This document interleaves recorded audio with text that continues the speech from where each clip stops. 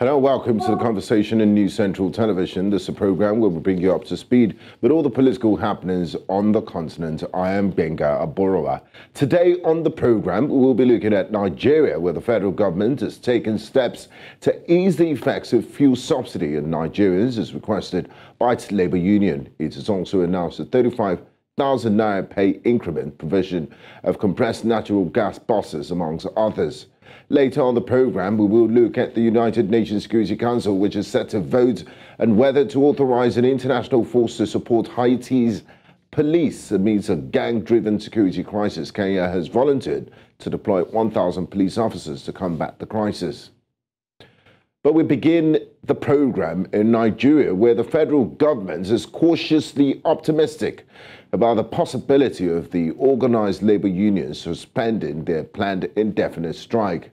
This optimism arises from the recent negotiations in Abuja, where key highlights include a proposed 35,000 naira pay increase for all Treasury-paid federal workers, which represents an improvement over an initial 25,000 naira increment announced by President Bola Ahmed Tinubu in his Independence Day broadcast.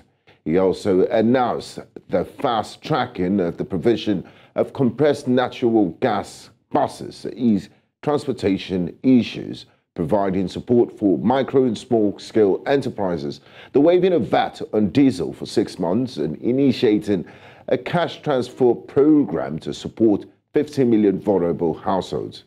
Now, joining me for this discussion is Olusesan Okunade, a public affairs analyst. He's right here in our Lagos studio. And also Ayodele Adio, the managing editor of Avalon Daily. He joins via Zoom in Lagos. Gentlemen, welcome to the program.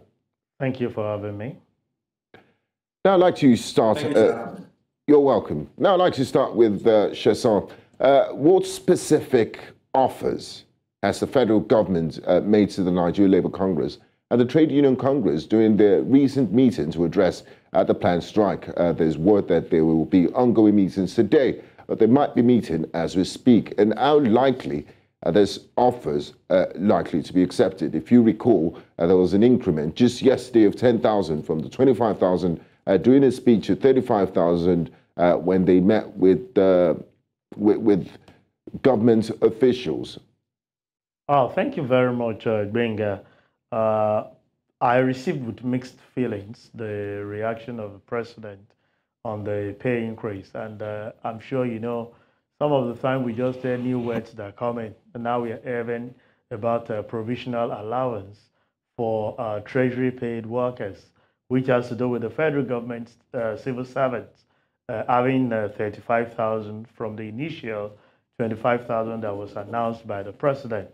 And you ask yourself the question that was meant for the lower grade workers, and you ask yourself the question, what is applicable to the middle class and the senior officers of the civil servant?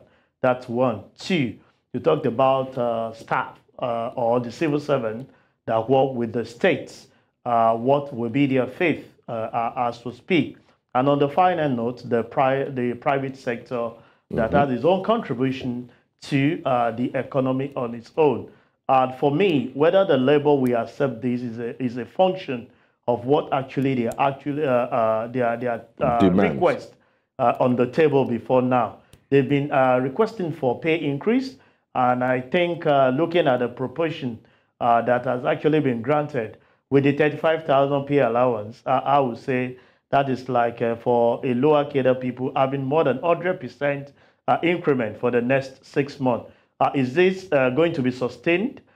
That's another question that we need to ask ourselves. What is the implication of that on the common man on the street, knowing fully well that with the announcement of this, the market woman, the market man out there, all the year is government has increased the salary of workers.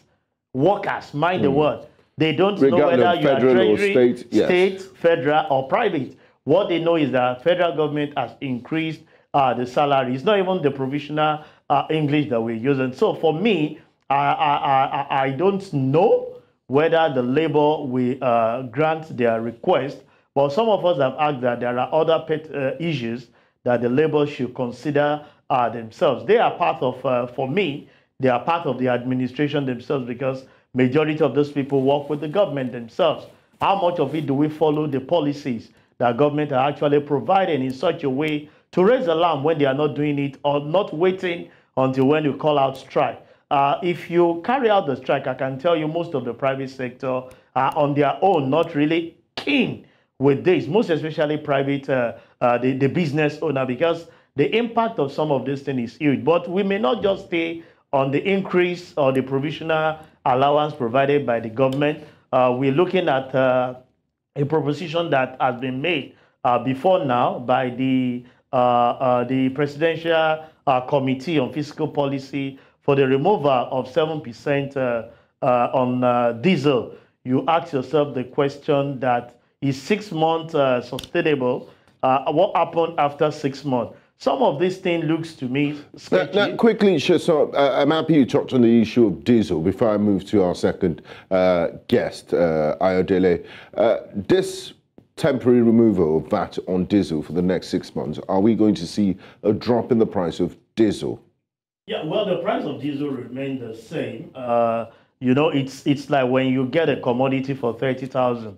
I'm sure you know the price is 30,000. When you want to pay at the counter, the additional 7.5 will be added to that 30,000, and you will now be paying 30-something thousand as against that 30. So if, as we speak, because of the challenges we are faced with, not refining our product and relying on the importation of some of these things, you still discover that diesel, as we speak, will be at 1,000 or 1,000 plus, like we had, and removing the 7% may not have any materiality. Yeah, but if it was an increase, we would have, I trust all marketers would have seen the corresponding increase. But let me bring in Ayodele Adio, the managing editor at Avalon Daily, into the conversation. A warm welcome to Ayodele once again. Now, let's get straight to it. The removal of fuel subsidies appears to be a central issue in these discussions, the government and the labour unions. Could you explain the background and implications of this decision and how it ties into the labour unions' demands? I think very quickly the government had taken a position that, you know, its accounts, and the reality, to be honest, is that it doesn't have enough funds, you know, to fund petrol subsidies, as has been happening in the past for close to 40 years in Nigeria. The country is essentially broke, if you looked critically at the numbers, and it had very little wriggle room and had to remove petrol subsidies, right? Now, we can query the manner in which it was removed. We can query the fact that, you know, if the government had made the argument that corruption was a huge chunk of the inflated figures in the subsidies and the numbers that were, you know, passed through our neighboring countries, we could make the argument that the government should have done its job, you know, to stop petrol from being smuggled, to remove the corrupt elements and at least prosecute those who had been stealing from our commonwealth, that they did not do and just simply passed the buck to the citizens. But that's a different argument entirely. Well, where we are today, and the reality of that subsidy removal is that we've had very huge price shocks that is now driving inflation to the roof. And the cost of transportation and food, most notably, it essentially has its knees on the necks of the average Nigerian. Now, the question then is, how do we move out of this mess, which essentially is the argument of labor, which is this price shock is making life unbearable for the average Nigerian worker and would rely on certain palliatives to mitigate some of the challenges that have been occasioned or that has been a fallout of this policy.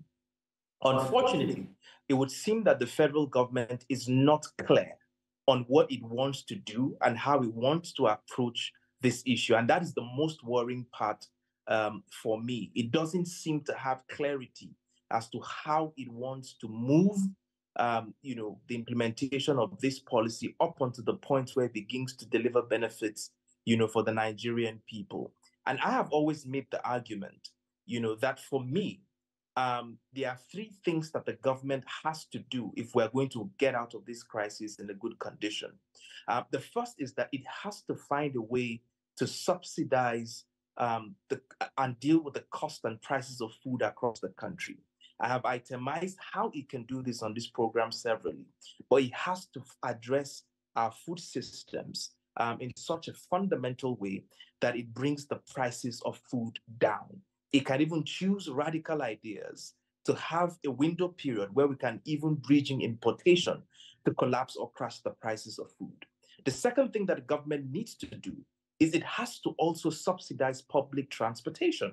Now, the president alluded that in his speech where he said they were waiting for the delivery of CNG buses. Listen, we don't have time to waste. I would argue that you can do some sort of arrangements with the private sectors who already have or who are already running transportation across the country to say, listen, I'm going to give you bank guarantees and certain tax rebates to bring in buses into the country, CNG buses, and deploy to carry and transport citizens at a considerable rate. It can accelerate that process. If its internal procurement process is going to take too long, there are radical ways in which it can deploy these buses quickly and faster so that we can crash the cost of transportation.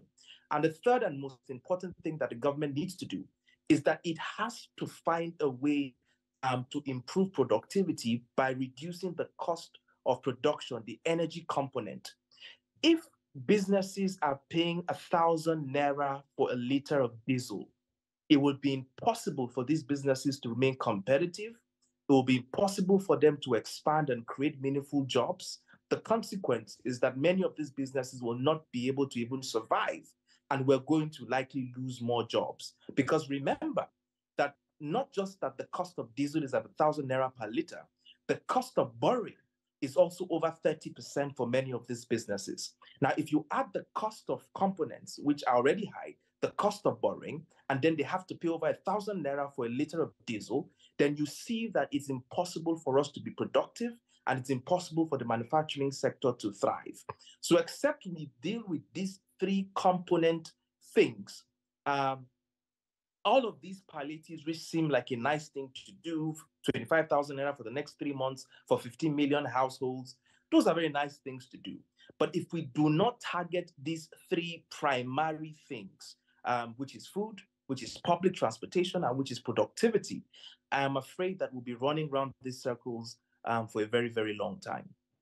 Thank you very much, Ayodele. Now back to you, Sheso, in the studio. Ayodele, during a submission, did mention that the federal government, he seems like, in his opinion, the federal government is not sure on how to approach the subsidy removal policy. And that brings me to this question. Initially, we heard rumors of a conditional cash transfer, which was unconditional cash transfer to the most vulnerable of the population, which was shelved. And now, during Mr. President's Independence speech, he did talk about a cash transfer program for 15 million households. Could you outline the timeline and objectives of this initiative, and how much of an impact would it have on alleviating the sufferings of the most vulnerable Nigerians, since there's a timeline to it? It's not that the government's going to give you, keep giving you this 25,000 naira forever. Yeah, thank you, Gbenga. The question I normally ask when I say this kind of program is on what data are we riding on for the 15 million people we're talking about. This was the same thing that happened during the last administration. And I know so many who reside very close to us that are below the ladder and do not even have benefit of some of these things. And we've said it times with that number that if we must bring out this kind of proposition or carry out this kind of policy, we should consider the bedrock, and that is data. Data is really not available to show or project to us that these are the people that are actually concerned. And from what is said, we are now moving from 8,000 to about 25,000 for 3 months. You asked yourself, that it's like you're just providing the fish and you're not teaching people how to fish to make things happen. So it's more of concern to me, because when you give somebody 25,000 for a month, what actually would that cover for a family of 4? Maybe a father, a mother, and 2 kids. You ask yourself, what will 25,000 naira cover as we speak for a month? I'm sure that everybody out there is striving. Even what business venture can you, start up with to see yielding dividend for you, or yielding, a small margin for you to make those so things this happen. 25,000 naira is not for people in your demography, it's for the most vulnerable, Gbenga, the question is, yes. how do we define the most vulnerable? Where is the data to support it? I feel part of the things we've suggested to the government. And it's susceptible to corruption if you don't show who these monies go to. Transparency is the watchword. You should be able to track and people coming out. Most of the time when we have this kind of a position, you discover that politicians, don't forget the issue that happened between the current Minister of Aviation and the people at the National Assembly when they were talking about the 774, cash transfer sharing. It became an issue that the minister in charge was like, the politician are actually going to use it, because there is no database to actually say, okay, this is the way we are going to make this available. And that's what is scary for me. It's like a payback time for certain people. And a poor culture of accountability, if I may add. Of course, that, as far as I'm concerned, that is a fundamental what we regard to as fraud. Because when there is no data to support whatever you are providing, it shows us that it's just going into the hands of very few people. But we have said, can you provide infrastructure, enhance the business, just like Ayodele said, make it more, more easier for a business owner to create, a working business environment so that they'll be able to recruit and engage more people. I think that would be more of it, rather than saying you want to start sharing 25. The first thing they must do, if this must be shared, is to avail to us the data to work with. If we hear the data, the validity of it, to confirm that, okay, these people that this money will be shared to, whether you want to use technology or direct transfer, are valid people, not just people that is being given to politicians. Why is Labour at the time, when the 2 billion that was shared to state, contesting it? They said, okay, the money was allocated to state, we understand, but the state's Labour ESCO are not part of the, allocation or the sharing formula, and they control the labor force that works. So we must exhibit, and until when we get the data right, that's when we can come out and say, okay, this kind of it happens in the developed world, but there are data to back it up. Certain businesses will get relief. Don't forget that we are planning of alleviating some of the problem of the nano micro businesses. But I ask myself the question, on what data are we riding on? And that brings me to my next question. I'll just direct that. The nano businesses. Ayodele, you're a business owner, and I'm sure you're already feeling the pinch of the fuel removal subsidy, the removal of subsidy. Could you provide more details about the government's commitment? I mean, as a law-abiding, tax-paying citizen of Nigeria, could you provide some details about the government's commitment to supporting micro and small-scale enterprises and how it fits into the broader economic context? How much of a difference would it make, and how would you, what approach would you want the government to take in addressing the concerns of small businesses into consideration to make life better for them from a personal perspective? Okay, from my personal... sorry, that question is directed to Ayodele. Yes. Okay. Ayo, go ahead. I mean, the first thing you learn in strategy class is the ability to define the problem and to accurately frame the problem that you're defining. And in this instance, what really is the challenge of the average Nigerian? Or what is the challenge of Nigeria as a country? And one of them clearly that stares us in the face is unemployment, is poverty. It's high inflation, it's high interest rates. So these are some of the challenges that are quite obvious. And if you can deal with unemployment, for instance, the ability to create millions and millions of jobs, then you would have been able to increase the spending power of citizens, which will inadvertently drive consumption, which means productivity was going to increase, and that means the so-called trickle-down economics is going to trickle down to the poorest of the poor across the country. So for me, which is why I said in the very first instance, you have to target productivity, and you have to do that by creating an environment in which businesses do not just survive, but they thrive and they are competitive across the continent and, of course, in the global community. Now, to do this, the biggest price component, unfortunately, of most businesses is the cost of energy. And that is what you have essentially removed, in the petrol subsidy, scheme that you have tried to implement, which means the cost of the average businessman has skyrocketed because he has to power his business with petrol or diesel. And of course, the every other cost inherent that are inputs into that business have also gone up because those other businesses rely on diesel and petrol. Now, so for me, for you to mitigate that challenge or to mitigate that cost, is either you are deploying billions, if not trillions of naira into businesses that are registered, they have a track record of performance, they have bank accounts, and they can show records that they've paid taxes at the state and the federal level, and to be able to target intervention to these businesses in such a way that they have some sort of working capital over a period of a year, or two, at single-digit interest rates.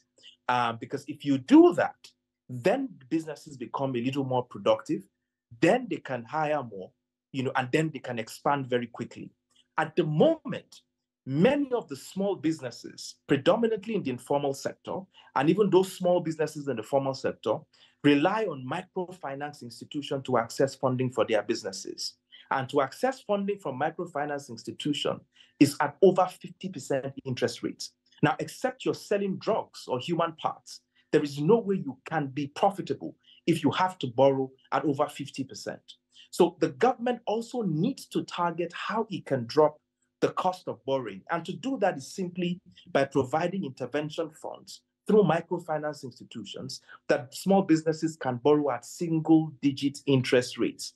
But Gbenga, the most important thing that government has to do, because all of these things that we're talking about are stopgap measures, the government needs a clear plan, and it has to demonstrate to Nigerians what it is doing to provide a substitute for petrol and diesel in 4 years or in 3 years, which means if you're going to take away petrol subsidy, and if you're going to have the Nigerian people bear the brunt of this increased cost, what are you doing to make alternative energy cheaper at a scale across the country in 3-4 years from now, such that we no longer have to rely, or small businesses don't have to rely on petrol as they do today in 3-4 years from now, which means we have to see your plan of how you're going to address power supply across the country within 3 to 4 years,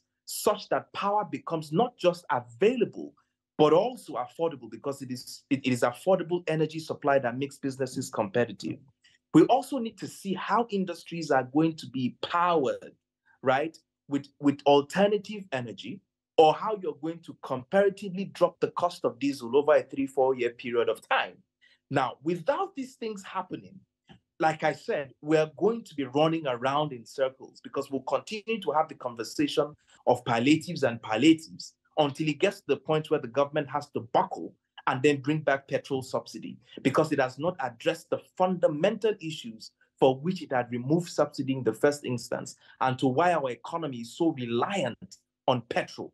So if it doesn't do that in the long term, we'll be saying the same things we're doing today in 4 years from now. So that coherent plan, the government needs to have that, and it needs to show and inspire confidence in the Nigerian people, and that showing that roadmap that this is where we're going to be in 4 years. Unfortunately, it hasn't done that. It seems to be reacting to social media outcry, even as alluded by the Chief of Staff to the President.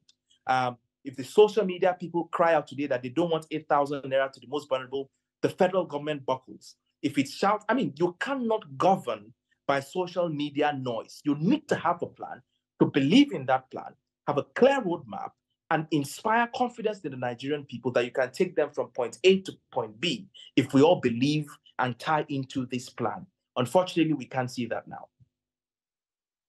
Governors, back to Olusesan, have oftentimes been defined as emperors. They wield such humongous powers, but a lot of them have not been in the spotlight since subsidy was removed. The federal government did disburse 5 billion naira to each state. And yesterday, during the meeting between the federal government and the Nigerian Labour Congress and TUC, quite a number of them were in attendance. So what role do these governors play in the negotiations, and how can they also, as chief executives of the estates, reduce the negative impact of the removal of fuel subsidy and their citizens of their states? What role can they play? What positive role? Yeah, they have strategic role, but be that it may, they are over-reliance on the allocation from the federal government. I have this to state that practically all the states that we have in the country had one natural resources or the other that they are supposed to tap into. But most of the time is in area of insecurity. We hear that the state governor is the CSO or the chief security officer. And when you are the chief security officer, it depicts that you are the one that should oversee the activity. Come to think about it, what synergy role are we having, considering your strength over the other party of how to collaborate? There's this practical example I used to use with Lagos State and Kebbi in the production of rice years back when they had this issue of lake rice. It brought a kind of relief. Lagos actually needed the supply of some of this rice. Kebbi has the input, and now they are processing. But where are we today on this particular platform? You discover that it's gone into it. States like Zamfara had so much of gold, natural resources that these governors can tap into and see how they can make best of them. We are not talking of the one that the federal government is telling you that you have, they have so much control over. How do you even internally generate some of this revenue in order to compensate for it? During this fuel subsidy crisis, you saw a state like Lagos State coming out to say that most of their buses, the BRT buses, it's going to be at 50% of the cost. How many states can come out to provide that kind of relief? It's only the governors that are prepared ahead. How many of them had that mechanism? You are Ayodele in one of the three things he alluded to. The cost of transportation is fundamental. And we saw that worked in Lagos. Even though we could not achieve that of the 25% with the public transport. But for the one that has to do with the BRT buses, state buses, people are actually patronizing them, even though it might take you, longer hours because the passengers, are much more than the buses. But they have said they are going to work in hand to get more buses. Look at the introduction of the Blue Rail that we have that moved people all the way from Maitu to Marina. The governor needs to be creative on their own and not just over dependent on the federal allocation that they are getting. How much of every month. I mean, 63 years after independence. If you are getting that, it should be an addition, just like what the current president. Primary source of revenue. You should have in your state. Thank you, so quickly, Ayodele, if you can, in less than a minute, 30 seconds, I'll really appreciate. It's 24 hours to deadline, less than 24 hours to the Nigerian Labour Congress and TUC shut down the economy as threatened as a result of the removal of fuel subsidy. In your opinion, what are the key challenges and opportunities in reaching a resolution between the government and labour unions, considering the complex economic and political factors at play in Nigeria today? If you can, in less than a minute, I would appreciate it.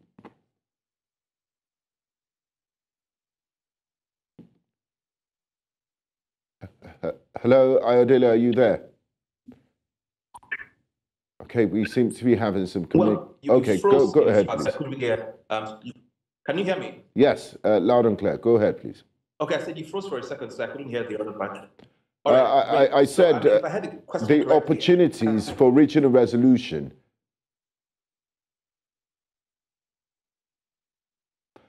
Okay, we seem to be having some connection issues with Ayodele. I'll just pass that question to you, Olusesan, quickly as we wrap up in less than a minute. What are the key challenges and opportunities in reaching a resolution between the government and labour unions? What would it take to avert this impending strike? Yeah, well, some of it have actually been itemized, but we're looking for way, rather than giving the promises, the actualization of it. And labor should not just wait until when we have the situation at a critical period that will be calling for strike. We should monitor and have timeline, match the timeline and raise issues when it's supposed to be raised. And I think with that, people have more confidence, not just boxing it, because when you talked about labor, it also affects the private sector. And most of the time, as we speak, they are bleeding because the level at which most organizations operate, I'm sure most people now do 2-3 days off work just to mitigate the issue of cost, even to salvage the situation for their staff. So they should monitor the timeline and some of the commitment of the government to make sure that it's been addressed and nipped at the bud as at when due. Olusesan, Okunade and Ayodele, Adio, thank you very much for your time and insight. It was a pleasure speaking to you both. We watch the situation and keep abreast of how things unfold in Abuja. Thank you once again. Thank you for having us. You're watching The Conversation on News Central Television. We'll go on a quick break. When we return, we'll be looking at the Haitian crisis, where the United Nations Security Council will be voting on whether to approve a Kenyan police detachment to be deployed to help mitigate the gang violence in that country. We'll look at implications of this and more when we return. Do stay with us.